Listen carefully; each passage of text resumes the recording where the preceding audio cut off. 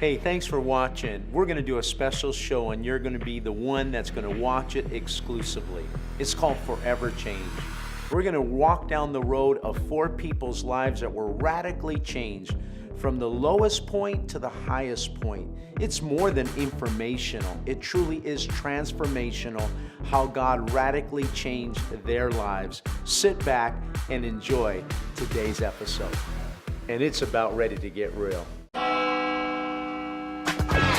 Just keep coming to church just as you are, but the promise is you're not going to stay the way you are, because the same God that delivered me is the same God that will deliver you. The same God that transformed me is going to transform you. The same God that changed me is going to change you. The same God that healed me is going to heal you.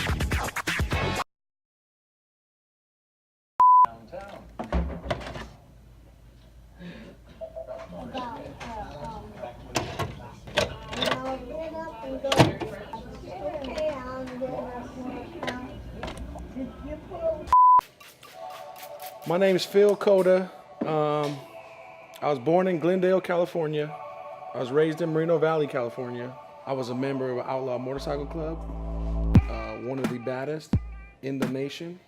And about 2.5 years ago, I was in a motorcycle accident that I almost lost my life. My whole foot was almost detached from my leg. I was in pretty bad shape. I'm married. I have 2 kids. I was shacked up at my parents' house because of the accident. The club's trying to get me to come back, and I'm thinking about the club and not my family.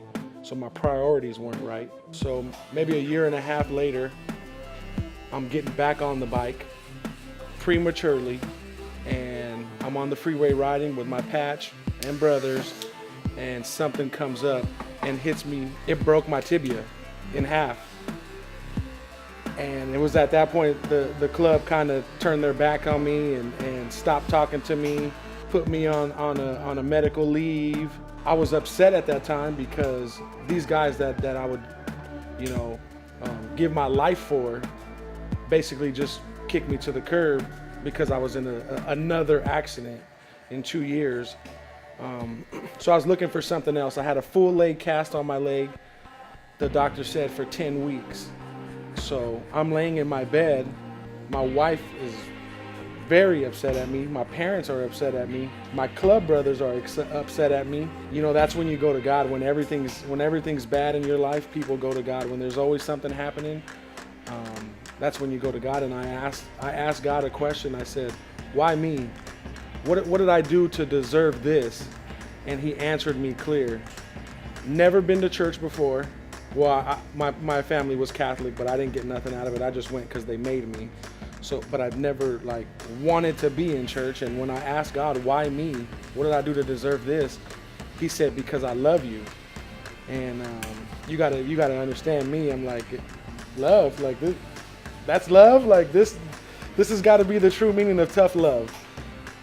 I said, if this is love, if it's because you love me, do whatever you have to do to humble me and drop me to my knees and surrender for you.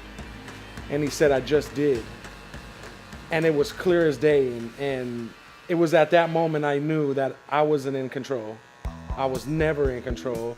And that I needed something else in my life. I thought it was the club, but it wasn't that. It was the love of Jesus Christ that I needed in my life. When I first came to church, February 19th, 2017, I'll never forget Pastor Diego said at the end of his sermon, come for the next 12 months as much as you can, every time the doors are open, and watch how God drastically changes your life. I answered the call. I did it. I came every day that I could. Wednesdays, Saturdays, Sundays. I joined the leadership class. I'd come Tuesdays. I would come Friday for prayer. I was just here as much as I can so that there could never be no thought of, oh, it didn't work. I didn't want to take one step in and there still be a chance that it doesn't work. I went all the way in. And because of that, I think I'm truly blessed to be here, to even be alive, for my family to love me as much as they do. Me and my wife have a relationship that I never could even imagine. My kids love coming to church. I feel like God's helping me do the right thing for my family. And without that, I wouldn't be here today. My name's Phil Coda, and I've been forever changed.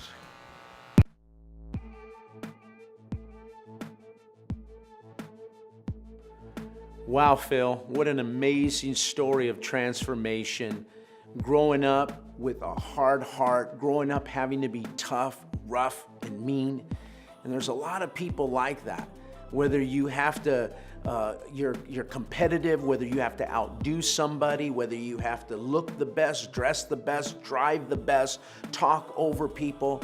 There's a lot of people that are not only tough on the outside, they really try to be tough on the inside. And we want God to break that toughness off of us. God will defend us. God will fight our battles. God accepts us. God approves us. And just like the story of Phil, we kind of act out our hurt and think the more tougher we are, we'll intimidate others. But it actually shows how vulnerable we are. Today, you might be suffering from an anger issue or from a tough guy issue, or feel like you need to power and dominate and control people today. I'm going to ask you to surrender your life like Phil did. He's one of the meekest, big bear cubs that you could ever see. And if you ever come to church, ask for Phil. He'll love you. And God will turn your life around, the anger and the tough guy spirit in you, and make you very humble. And now he's the best friend of the church. Everybody loves Phil. We want to thank you for watching Real with Diego. If you would like weekly updates on upcoming episodes, please visit and like our Facebook page. Also, subscribe to our YouTube channel. You know, without each and every one of you, this show wouldn't be where it is. We couldn't do it without you. So make sure you like, repost, and share. We want to stay connected with you. The more sharing, the better. We really want to hear from you, so don't hesitate to message us as well. And if you are ever in the Inland Empire, please come out and visit. We'd love to meet you. We just need you to do one simple thing. Just come as you are. When I was in the fourth grade, my family moved out here from Kansas to Pasadena. And in the fourth grade, I wound up getting in a fight. The next day, man, everybody must have believed I won, or they liked the fact that I stood up to the bully. Because on my way to school, everybody knew my name, and everybody was saying, hello, Fred, or hello, Coffee. Comes attention, and you have to defend it. Elementary school, junior high school, and on into the streets. So, it starts with the alcohol. Amen. Somebody's willing to buy the young folks some alcohol and bring it to the set, or they got an older brother or something. So that's how the alcohol starts.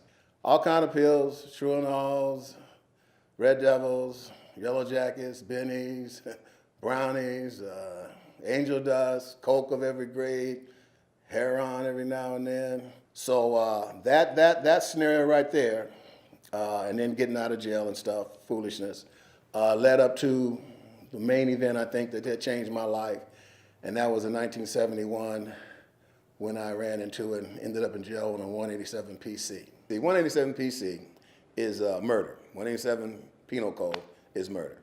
And that occurred because I did wind up shooting a guy. We're at this little funky party on a Thursday night, holiday weekend, mind you, and I accidentally stepped on this brother's shoe. And I apologize. I had to apologize to this guy 3, 4, 5 times. And he had a little shoulder holster, he was packing. So I guess he was emboldened. So he confronted me throughout the night. And the problem here was he threatened to kill me, my parents, and my family. I snapped in. I just happened to remember that my brother was moving some rifles, 30-30s. And I went and got one. So anyway, I approached the guy, and unfortunately, it was already cocked and ready to go in case something went down. And what he tried to do was swat it, and by trying to swat it, it discharged, and he dropped. So I go to court, and I think the bail was like $180,000. It might as well have been $1.8 million. I knew I was going over the county to be processed and tried, but my dad had got an attorney, and went out, came back, they took it back, came out again, went back again, and all the time they were working a reduction of bail. I pleaded to involuntary manslaughter. I got sentenced a year jail time because of the plea deal. And in there, I did say, God, I didn't mean to kill that guy or that man. And for whatever that was worth, that wasn't amend, it was honest. And I think God honored that truth. Got out according to the time, had 5 years parole.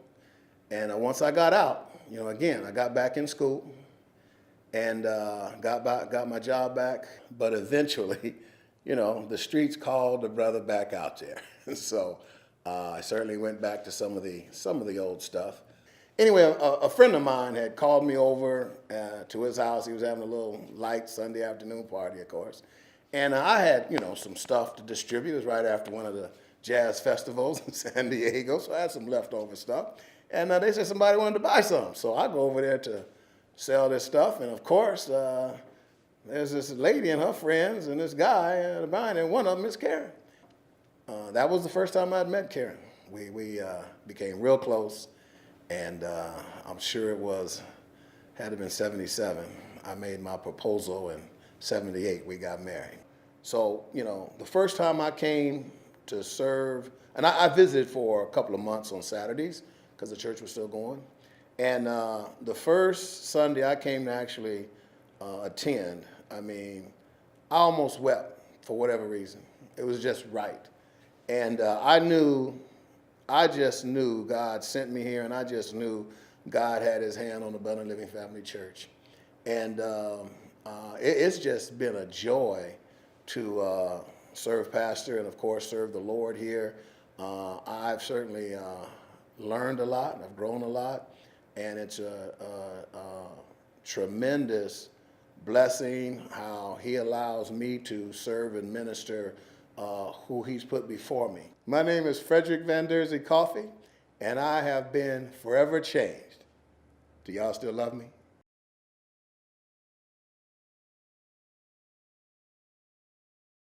Wow, another amazing story. The story of Fred. None of us, probably very few of us, have walked down the road of killing somebody or being a murderer. But you know what? We've all murdered people with our thoughts. We've all murdered people in how we treated them. The anger, the hostility within us. There's a tendency for us to separate and not identify when you hear these big stories. But we can apply them in our lives. And if God could turn his life around of love and forgiveness and bring restoration. Today he's a preacher. Many people would say he doesn't deserve to preach the gospel after he killed somebody.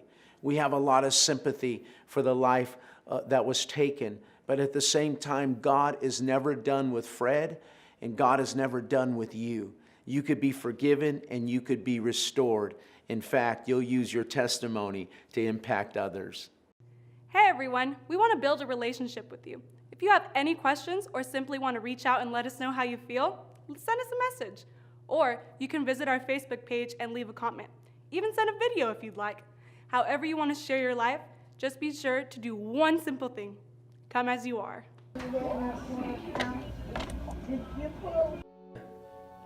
My father passed away when I was 14, but I was around drugs and seeing the gang life from his side of the family as I grew up. It wasn't until towards the middle of high school I started experimenting with drugs. After high school, I continued to use drugs. It got a little worse when I divorced, around 24, 25 years old. Through that, I took a left turn, and my journey got a little darker. I began experimenting with every drug. About 6 years ago, I hit the darkest point where I was using meth every day, all day. It's basically all I could think about. I didn't see my kids for about 1 year, and it turned to 2 years to 3 years. And in that time, I found myself around circles of people I never thought I'd be around. I went to jail a couple times. I was on the run from 2 different counties. To be honest, I would have to say I was running from the responsibility of correcting all the things that built up at this point. I guess I had father issues and stuff, from seeing my dad use and beating my mom and I that whole time, So when he passed, I think it turned into a big chip on my shoulder that I'll never be like him. So when it came to using, I kind of used harder than I than a normal person would use, and always said I wouldn't do what he did. So as I did that, I just felt like I was proving something to nobody, really, though. Well, it was like around that time, a little before, about 2014, that I started feeling a tug on my heart. I ended up in a rehab in Banning called the House of Miracle, and it was there that I seen Pastor Diego for the first time on a DVD during a Bible study. I was on fire, I felt, so I was taking notes every time I heard the word or every time I seen something, I was reading. About 2 weeks later, the end of that month, February 2015, I relapsed. I got kicked out of the home. I ended up on the streets again. I found myself in a hotel room for about a week. Well, during that time, I felt like I was at the core of the bottom that I've been at as far as getting high. No matter how much I used, it didn't feel like it was doing what it should have. I couldn't sleep, obviously. So around midweek, 2 a.m.-ish, early in the morning, I was flipping the channel, and sure enough, I seen Pastor Diego again. I didn't know what the real TV was or you know, what ALFC had to offer at all.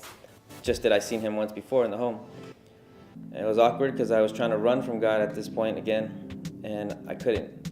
So May 12th of 2015, I woke up in the Salvation Army and didn't use for my first day.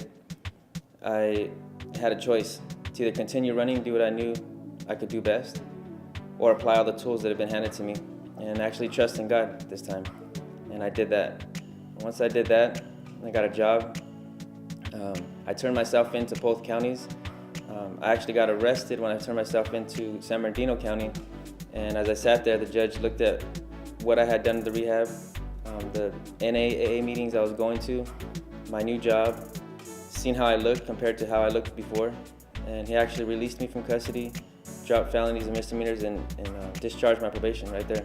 So I just continued going from there. I got introduced, but I got offered to come to the first leadership program that Pastor Diego was starting.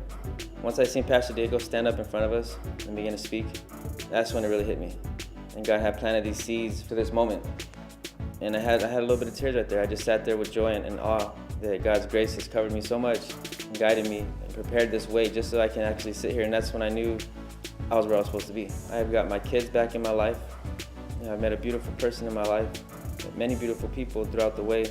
You know, I'm working on my walk still to always get closer to God, and I see that tithing and offerings is a big thing I want to focus on more in my life, because had it not been for the church and their offerings and their tithes, programs like this and the TV show and all these things wouldn't be what they are, and there's people out there being touched and being saved. I was one of them. My name is Joseph, and I've been forever changed.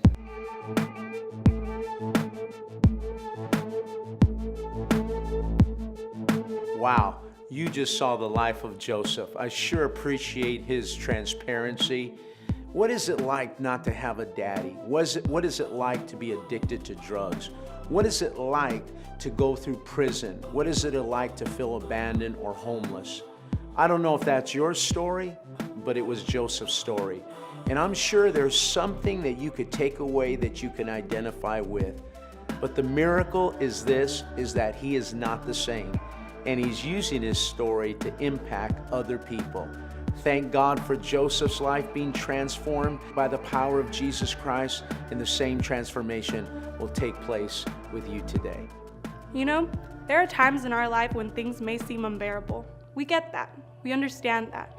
And we know what it's like to be overwhelmed and even a bit lost. If you need someone to talk to, please call us now. We are here for you. You are not alone, even if you feel like you are. Don't wait another second. Pick up your phone and call now. My name is Cindy Mesa, and I have, oh, I'm sorry, Corey, what did you say? I've been forever changed. Okay. What? I've been forever I've been forever changed.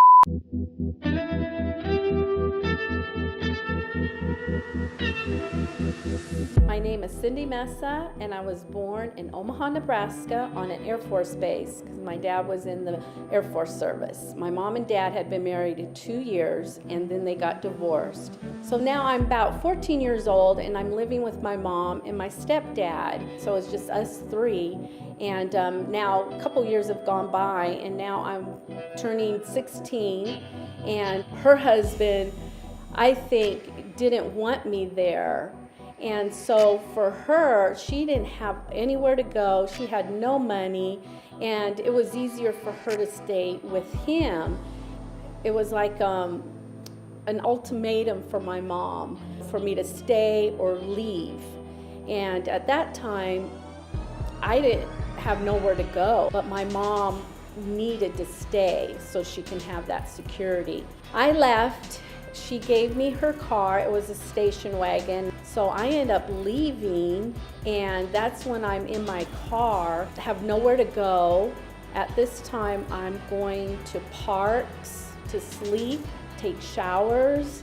And I could just remember at one time going out and partying with friends and stuff. But you ended up in a car with some guys, and I thought, wow, what am I doing? I'm not going to be, these kids that are dropouts and don't have a life and don't have a degree, their graduation degree and things like that. I was determined to graduate from school and go to college, which I just thank God and the Lord just, for letting me go through these 2 years of going to school and graduating and going through college and all that, because obviously I'm working and taking part-time classes. And at this time, I had been living and been with this guy from 18 to 21. He's just a cheater. He was cheating on me. And I think because of the way I grew up with not a father figure in my life,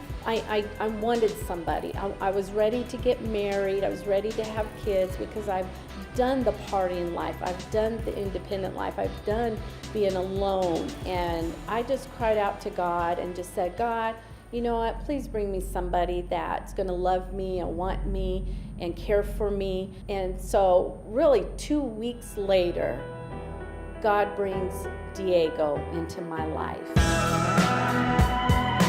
He was real cute because he had all this black hair. He wasn't a big guy. He was just a normal, to me, a petite guy. He asked me if I wanted to have the Lord in my heart. I was just happy and excited that somebody cared about me that much because I didn't have that in my life. So then now, at this time, we get married in 1983, and we have 3 beautiful children, sons, 3 wonderful daughter-in-laws, and going on 6 grandkids right now. So God is so good. He's so awesome, and He never fails you. And if you think that He's not with you with whatever it is you're going through, He's with you no matter what. Don't think He's not, because He is. I didn't think He was, but He was there for me in every area and everything that I went through. And I just thank God, and I just praise Him and give Him the glory and honor. And as of December, Diego and I will be married 34, 35 years. What are we going on? 34? I don't remember. Anyways, my name is Cindy Mesa, and I have been forever changed. A wow story. The life of Cindy. Just so happens to be my wife. I'm just so grateful that God's hand was on her. And no matter how low your life is, no matter how low your life has been, no matter where life has taken you because of the pains and the hurts of your life, I'm sure that you'll see the providence of God, which simply means the hand of God, who was there even though you didn't believe in Him, who was watching over you even though you felt alone. Even though bad things happened to you, the providence of God didn't allow it to destroy you or to kill you, or you wouldn't be here watching today. Today, I just thank God for my wife. We have 6 children now, 3 grown boys. They're married, and our life together is just one of fulfillment. I'm so grateful that God restored her life, and there's a whole bunch of Cindy stories out there waiting for you to open your heart to Jesus today. He'll do it. Hey everyone! We want to thank you for watching Real with Diego. If you would like weekly updates on upcoming episodes, please visit and like our Facebook page. Also, subscribe to our YouTube channel. You know, without each and every one of you, this show wouldn't be where it is. We couldn't do it without you. So make sure you like, repost, and share. We want to stay connected with you. The more sharing, the better. We really want to hear from you, so don't hesitate to message us as well. And if you are ever in the Inland Empire, please come out and visit. We'd love to meet you. We just need you to do one simple thing. Just come as you are. Hey guys, if you're ever in the area, please come by and not only just visit us. I'd love for you after a service to come and shake my hand, or if you're a huggy person or you're just a waving person, just come by and say hello, introduce yourself. Let us know that you're watching us, whatever time you're watching this program. We'd love to hear your story. We'd love to meet you. We don't ask you to dress a certain way. We don't ask you to talk our language. Just come as you are. We have a theme and a philosophy and a motto here at Abundant Living. We'll allow you to belong before we ever ask you what you believe, or we'll challenge you to become. Just come and belong. We'll be friends. We'll talk. We'll hang out. And again, I appreciate you watching our program, and come and see us soon. I'd love the opportunity to pray for you today. You've just seen 4 stories that hopefully has transformed your life or made you interested in the gospel.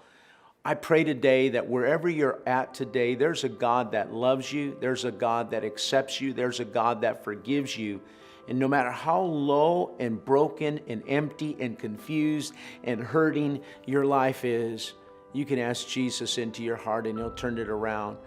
I want to pray for the brokenness of your life, that God will come and heal you. I want to pray where you feel empty, that God will come and fill you. Where you don't feel loved, that you will feel God's love reaching out and loving you right now. It's not over. It's just a chapter that's been written. The end of the book is still in the future. With Christ Jesus, there are better times coming your way. I want you today to open your heart today to the love of God. For God so loved the world that He gave Jesus to you. And if you'll accept God's love through Jesus Christ, your life will be radically transformed and changed like the people that you heard today. So today just say, Jesus, I accept your love. You died on the cross for me. And today I begin to love myself by accepting your love for me. I'm not looking for love in all the wrong places. I'm looking to the one that loves me, and His name is Jesus Christ. Hey, I want to thank you for watching, and it's been real.